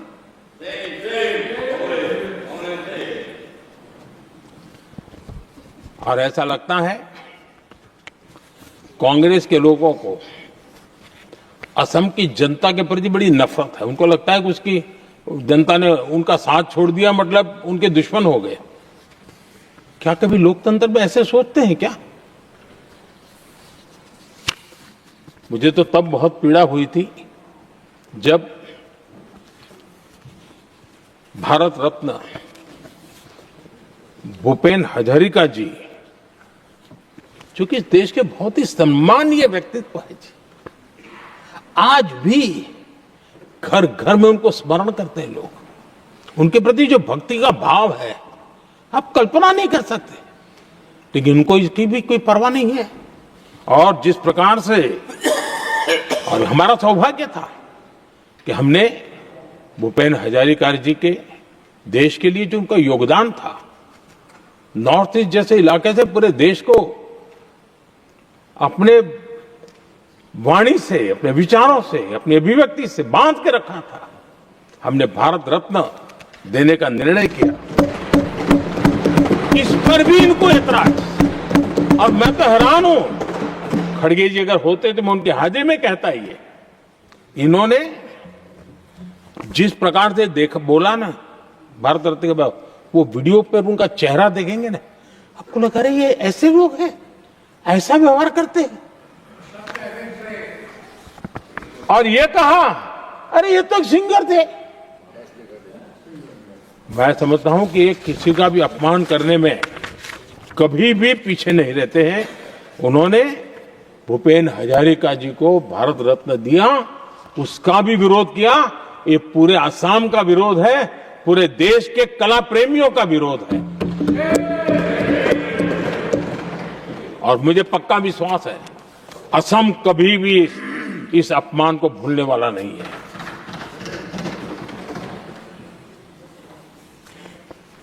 आदरणीय सभापति जी, कल जो घटना घटी, इसी सदन के एक माननीय सांसद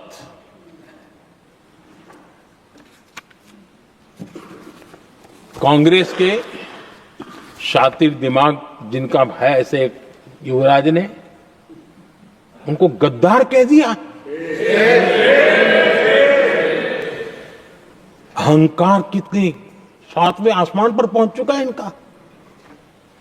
और कांग्रेस को छोड़कर के कितने ही लोग निकले हैं, कांग्रेस के कितने टुकड़े हुए हैं, कई लोग दूसरे दलों में गए हैं, लेकिन औरों को तो किसी को गद्दार नहीं कहा उन्होंने। लेकिन कल सांसद को गद्दार इसलिए कहा क्योंकि वो सिख थे।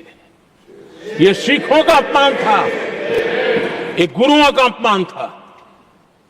और कांग्रेस के अंदर जो कूट कूट करके सिखों के प्रति नफरत भरी पड़ी है ना, उसका वो अभिव्यक्ति थी। और इसी सदन के माननीय सांसद है वो, और उनको जरा भी दर्द नहीं, वरना आज खड़े होकर के कह सकते थे कि कल जो हुआ इसी सांसद की गरिमा के अनुरूप नहीं था, हमें खेद है।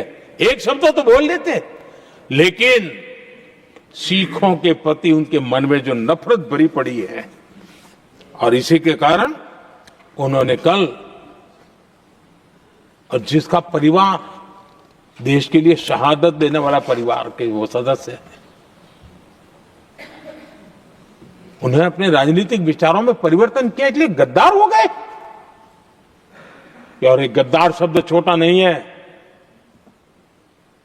मेरे देशवासी को कोई गद्दार कहे, ये कैसे देश सहन करेगा? और वो भी एक सिख है इसलिए गद्दार कहना बहुत दुर्भाग्य की बात है। और ऐसे लोग कांग्रेस को नहीं डुबाएंगे तो क्या करेंगे?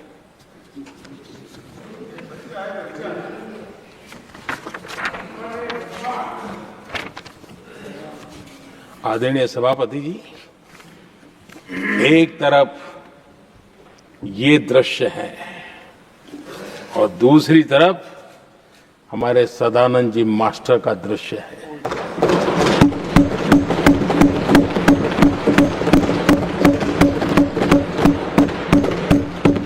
राजनीतिक विद्वेष के कारण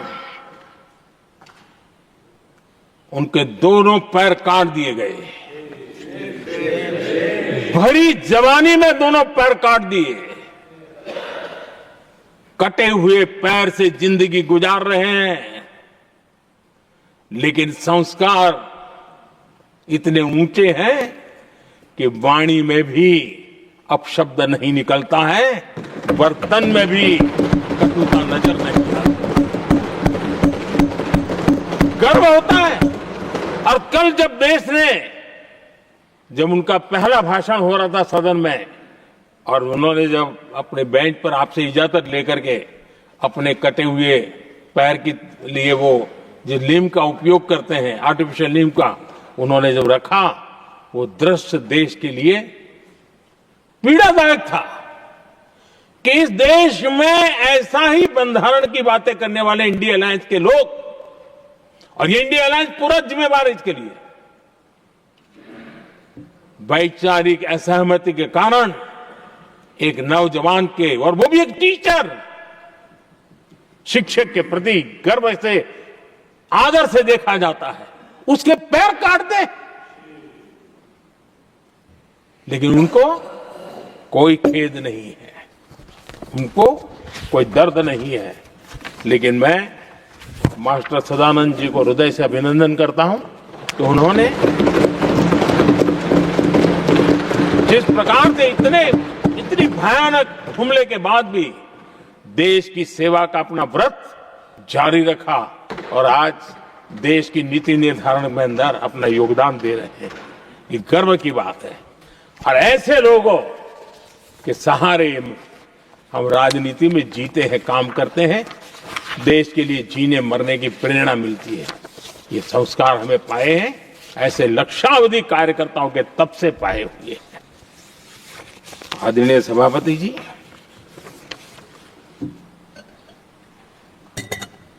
इन दिनों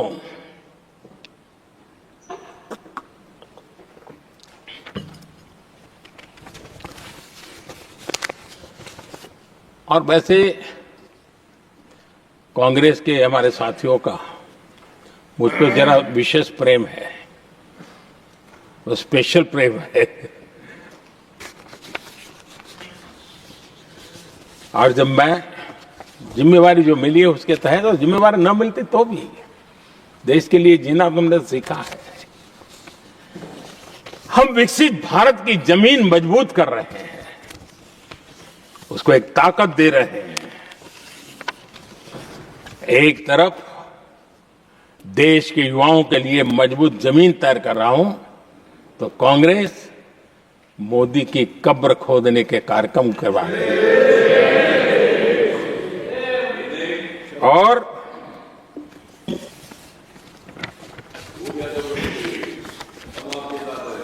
मोहब्बत की दुकान खोलने वाले मोदी तेरी कब्र खुदेगी के नारे लगा रहे हैं जी।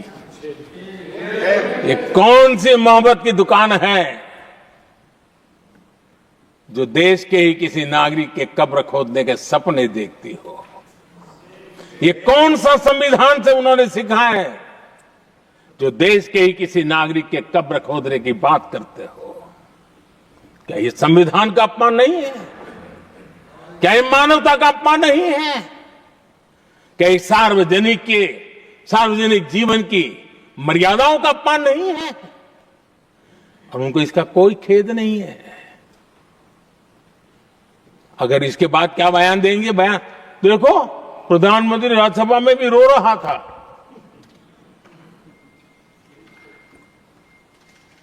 किस प्रकार के संस्कार और वृत्तियों से पले बड़े लोग हैं ये।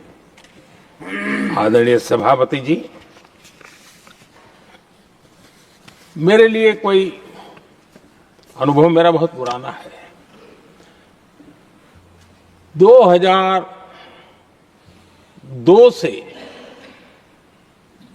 जब वे विपक्ष में थे तब से, और 2004 से जब वो सत्ता में आए तब से, और 2014 से मैं जब यहां आया तब से, पिछले 25 साल से संसद का एक भी सत्र ऐसा नहीं गया, मोदी संसद का सदस्य नहीं था, एक भी सत्र ऐसा नहीं गया जिसमें इस सदन के अंदर मोदी को गाली देने का काम न किया हो इन लोगों ने। 25 साल। और मुझे किसी ने पूछा था, मोदी जी आपके स्वास्थ्य का क्या राज है? मैंने कहा, मैं डेली 2 किलो गाली खाता हूं।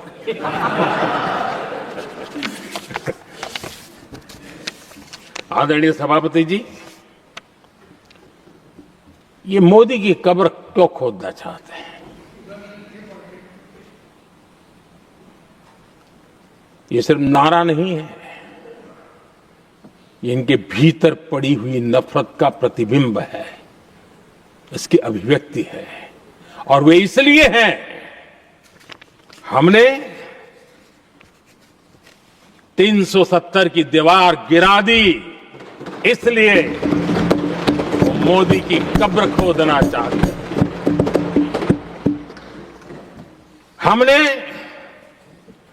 नॉर्थ ईस्ट में बम, बंदूक और आतंक का जो छाया बना रहता था, नॉर्थ ईस्ट में शांति और विकास का राह अपनाई, इसलिए वो मोदी की कब्र खोदने पर सोच रहे हैं।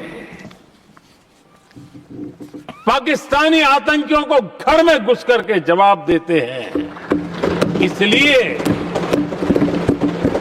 मोदी की कब्र खोदने की बात कर रहे हैं। ऑपरेशन सिंदूर करते हैं, इसकी उनको परेशानी होती है और इसलिए वो मोदी की कब्र खोदते हैं।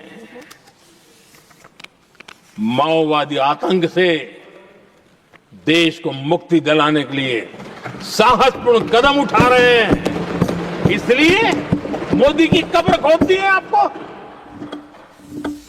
हमने नेहरू जी ने देश के साथ बहुत बड़ा अन्याय किया था, सिंधु जल समझौता करके। उस सिंधु जल समझौते को हमने एबेंस में डाल दिया। क्या इसलिए आप मोदी की कब्र खोदने के नारे लगा रहे हो?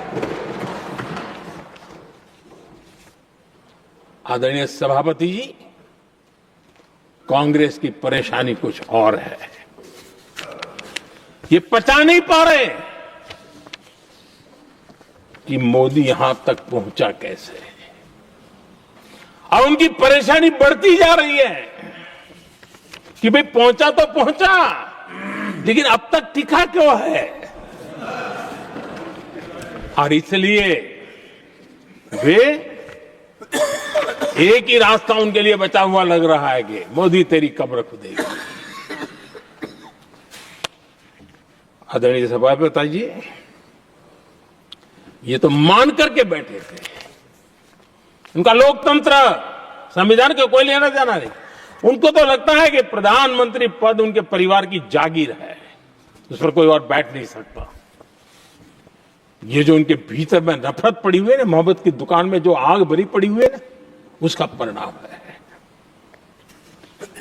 और इसीलिए कोई क्यों बैठा,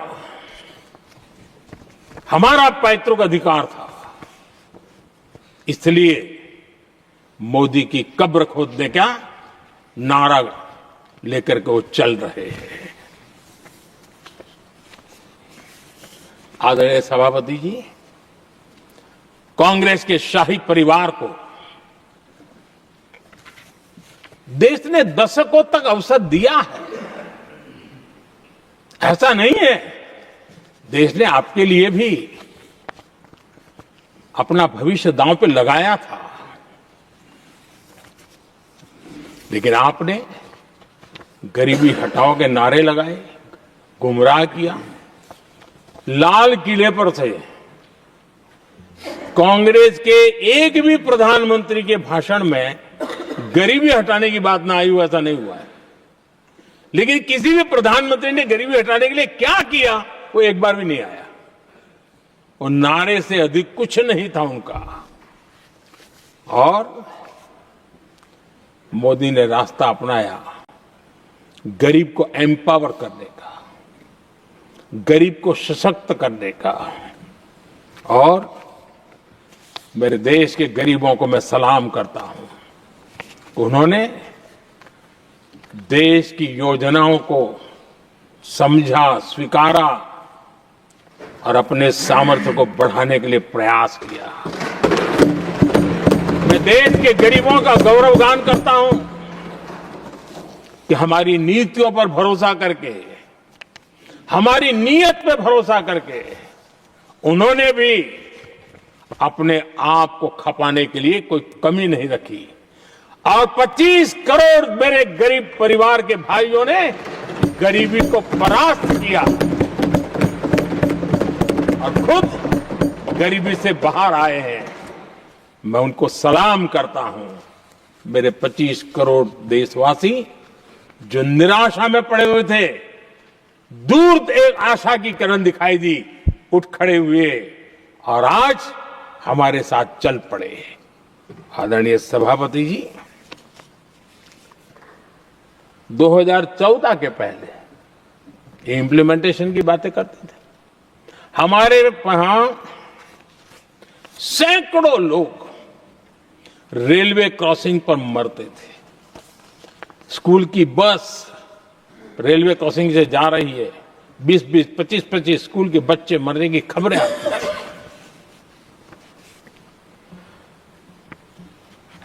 अनमैन्ड रेलवे क्रॉसिंग, वो इतना बड़ा काम नहीं था कि नहीं कर सकते थे। ये काम भी मुझे करना हुआ और हमने सारे अनमैन्ड क्रॉसिंग बंद कर दिए,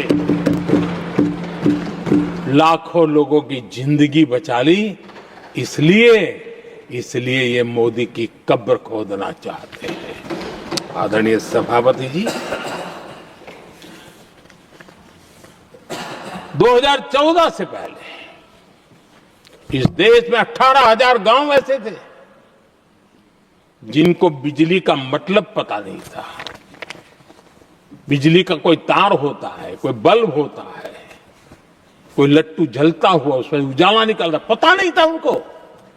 18,000 गांव 2014 के बाद जब आपने हमें दायित्व देशवासियों ने दिया, उन 18,000 गांव जिन्होंने कभी बिजली का मुंह तक नहीं देखा था, बिजली का शब्द भी कान पे नहीं सुना था, उन घरों में उजाला पहुंचाया।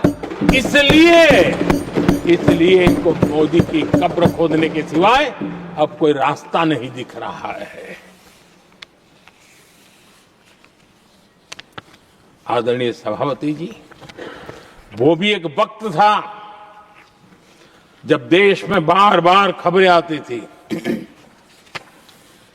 मीडिया में हेडलाइन हुआ करती थी, सरहद की स्थिति के संबंध में बयान आते थे। गोला बारूद नहीं है, बुलेट प्रूफ जैकेट नहीं है, बर्फ के बीच खड़ा है, बर्फ में खड़े रहने के लिए जो जूते चाहिए वो जूते तक नहीं उसके पास। ये खबरें आती थी। हमने देश के जवानों के लिए खजाने खोल दिए, देश के जवानों को जो चाहिए वो देने की चल पड़ी। और इसलिए वो चाहते कि अब तो कोई रास्ता बचा नहीं है, बस कब्र खुदेगी मोदी की। यही एक रास्ता उनके लिए बचा है। आदरणीय सभापति जी, एक बार उत्तर प्रदेश के वर्तमान मुख्यमंत्री जी ने सदन में भाषण करते करते वो रो पड़े थे। दिमागी बुखार के कारण बच्चे, अनगिनत बच्चे मर रहे थे। इनको कभी सूझा नहीं कि इस दिमागी बुखार से मुक्ति दिलाई जा सकती है। आदरणीय सभापति जी, आंख की बीमारी ट्रकोमा, लोग परेशान होते थे, आंखें चली जाती थी और विज्ञान प्रगति कर चुका था, हो सकता था, वो नहीं कर सकते थे। हमने दिमागी बुखार से भी मुक्ति दिलाई और हमने ट्रकोमा से भी देश के लोगों की आंखें बचाई। यही सफलताएं हैं, यही संवेदनशीलता है। समाज के लिए जीने मरने का यही संकल्प है। पल पल, तिल तिल समाज के लिए बिताना, घिसना, झलना, वो उनको परेशान कर रहा है। तब जाकर के मोदी तेरी कब्र खुदेगी, ये मंत्र लेकर के चल रहे हैं, ये सपने देख करके चल रहे हैं और बातें लोकतंत्र की करते हैं। मोहब्बत की दुकान के साइन बोर्ड लगाते हैं। क्या सार्वजनिक जीवन में ऐसी नफरत होती है? आदरणीय सभापति जी, इनकी सरकार रिमोट से चलती थी, मेरी सरकार भी रिमोट से चलती है। 140 करोड़ देशवासी मेरा रिमोट है।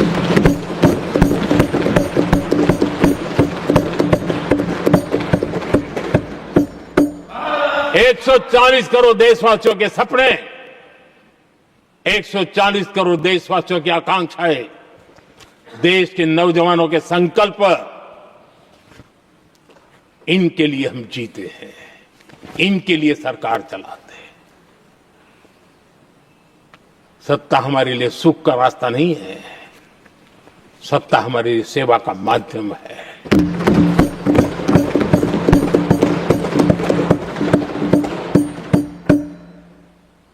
मुद्रा योजना, लाखों करोड़ों की मदद मिली, स्वरोजगार को बल दिया। कांग्रेस ने कभी स्टार्टअप कल्चर को प्रमोट ही नहीं किया। कुछ सैकड़ों में स्टार्टअप बेचारे अपने उनको पता भी नहीं था। और इनका तो हाल ये है आदरणीय सभापति जी, अपने घर के स्टार्टअप को भी वो लिफ्ट नहीं कर पा रहे।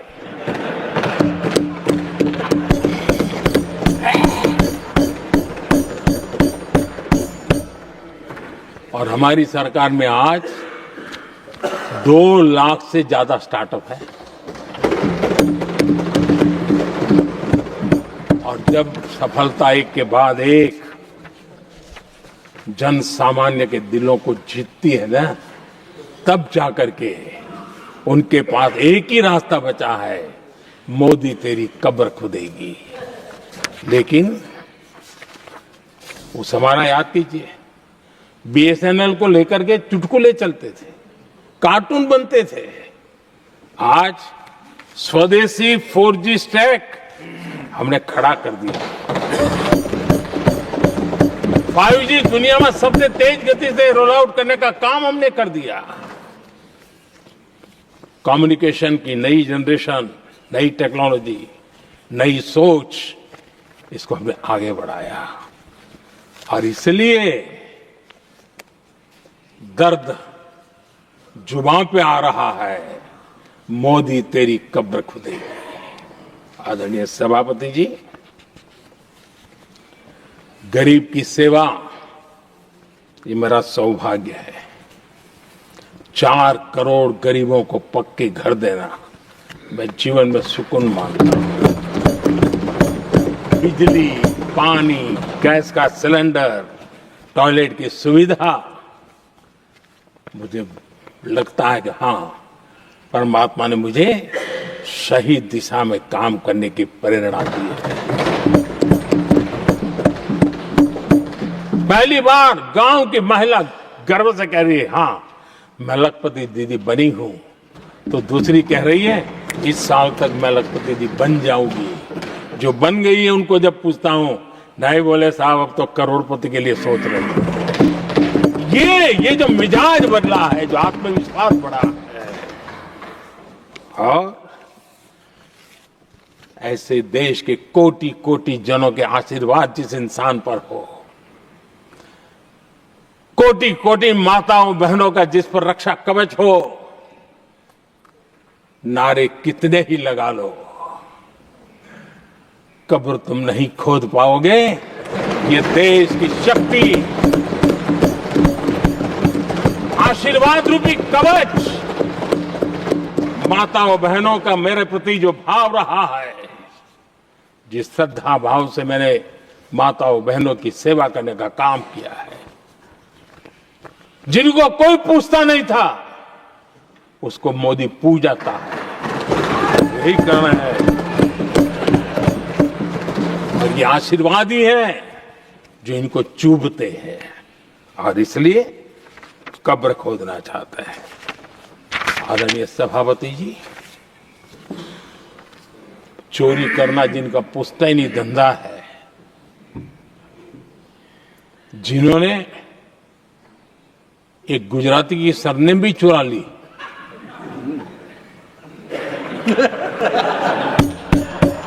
महात्मा गांधी की सरनेम चुरा ली, ये लोग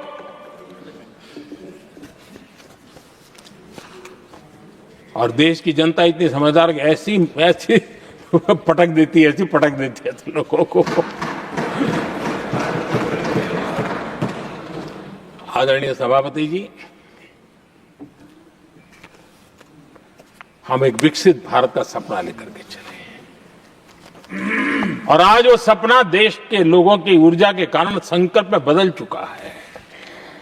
आज कहीं पर भी जाइए, हर कोई ये कहता है कि 2047 तक विकसित भारत बनना है। और मैं हैरान हूं,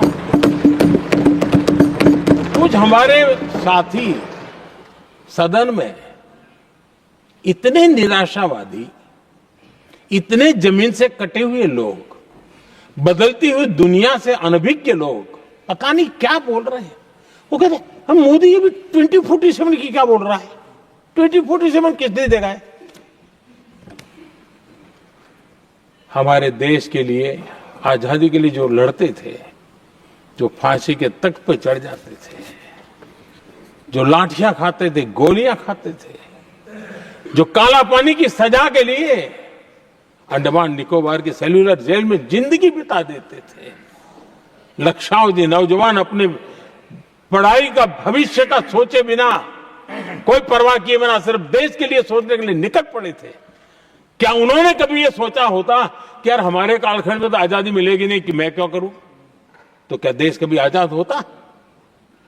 ये इतने निराशावादी लोग हैं कि जब मैं डिजिटल इंडिया की बात करता था, मैं फिनटेक की चर्चा करता था, मैं यूपीआई की बात करता था, तो ये कहते थे अरे इस देश में गरीब आदमी मोबाइल फोन पर कैसे पैसों का कारोबार करेगा?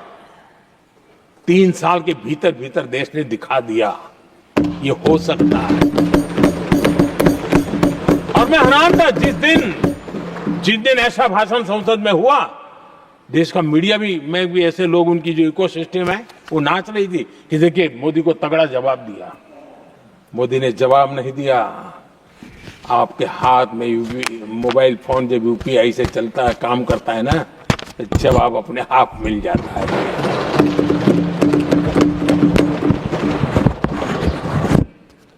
आदरणीय सभापति जी,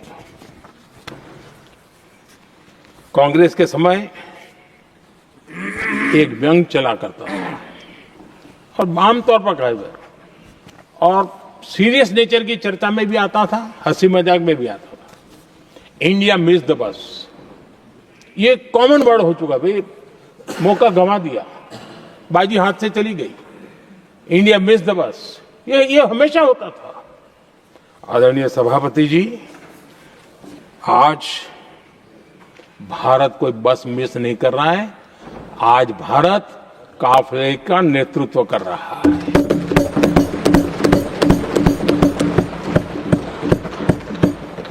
आदरणीय सभापति जी, देश का भविष्य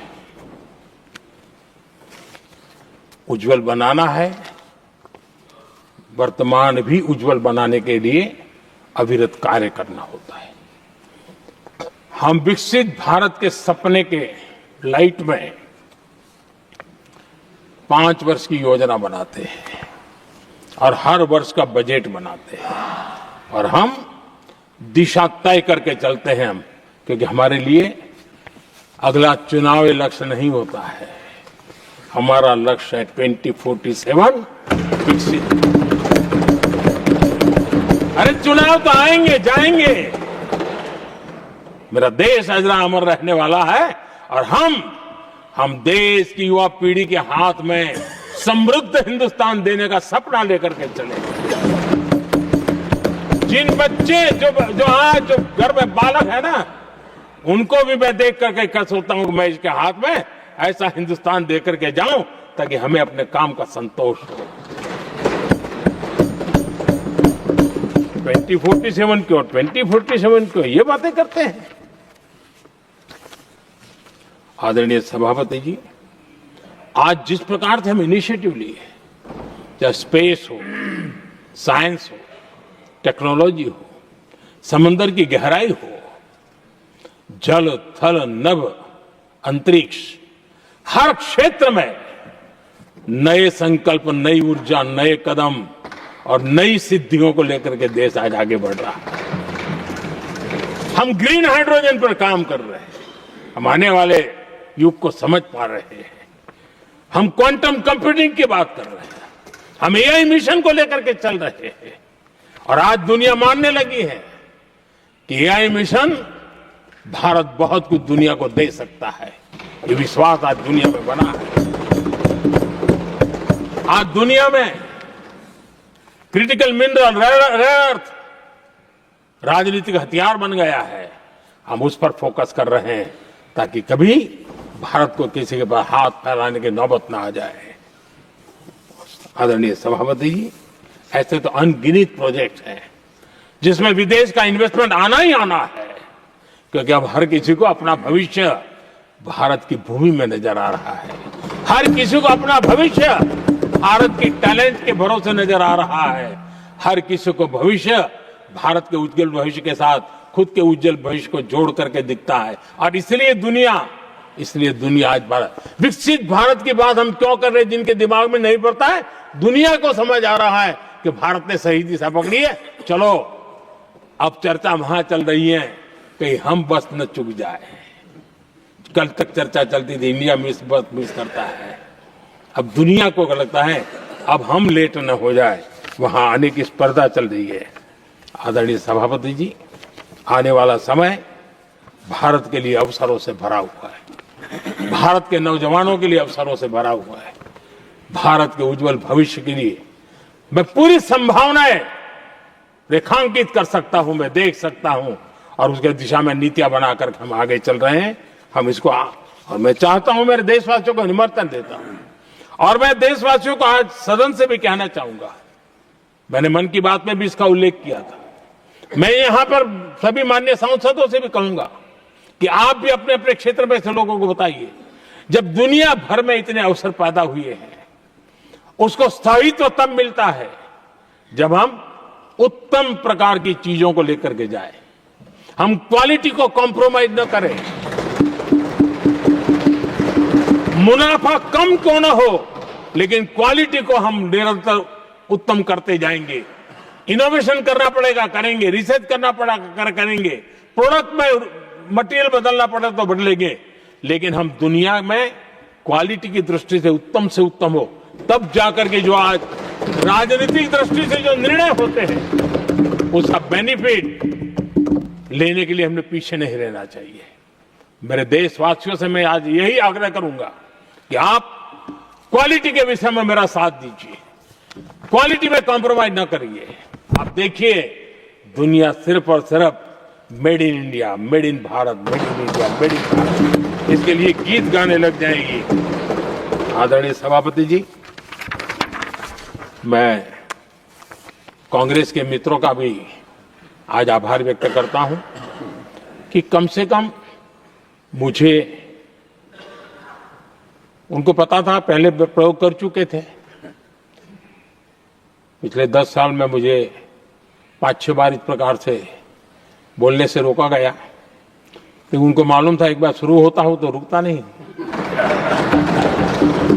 और मैंने कहा था एक बार एक अकेला, तो अब अनुभव से सीख गए हैं कि इसमें कोई दाल गलने वाली नहीं है, तो समझदारी से काम लिया और ऐसी समझ उनको निरंतर मिलती रहे, ये भी मैं प्रार्थना करता रहूंगा। आदरणीय सभापति जी, मैं राष्ट्रपति जी के उद्बोधन में योगदान देने वाले सभी सांसदों का भी आभार व्यक्त करता हूं। जो भी उत्तम विचार यहां प्राप्त हुए हैं, उत्तम विचार देश की प्रगति में जरूर काम आएंगे, ऐसा मैं विश्वास देता हूं। और आदरणीय राष्ट्रपति जी का इस संबोधन के लिए मैं हृदय से आभार व्यक्त करते हुए मेरी वाणी को विराम देता हूं। बहुत बहुत धन्यवाद।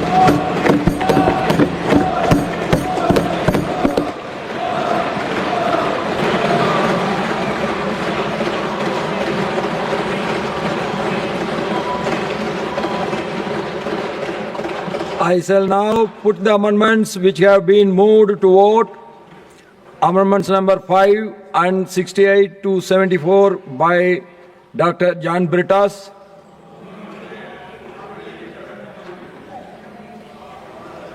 I shall now put the amendments to vote. Those in favor will please say aye. Those against will please say no. I think the noes have it, the noes have it, the noes have it. Amendment numbers 5 and 68 to 74 are negatived.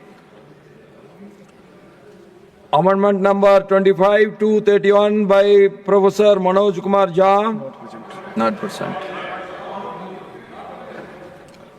John Bitter is also not present.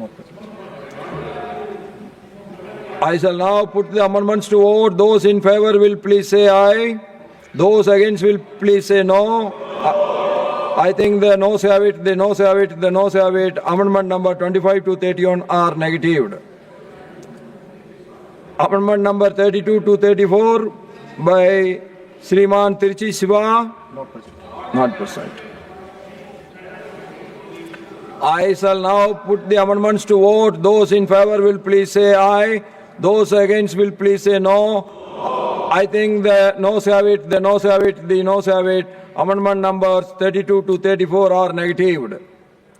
Amendment number 44 to 48 by Sriman Pramod Tiwari ji. I shall now put the amendments to vote. Those in favor will please say aye. Those against will please say no. I think the noes have it, the noes have it, the noes have it. Amendments number 44 to 48 are negatived.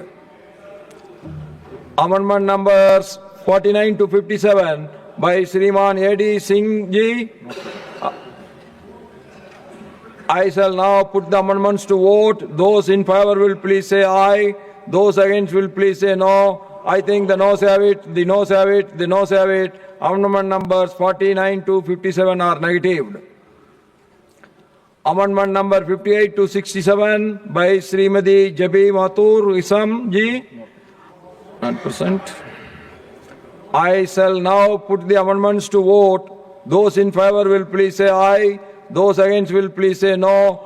I think the noes have it, the noes have it, the noes have it. Amendment number 58 to 67 are negatived.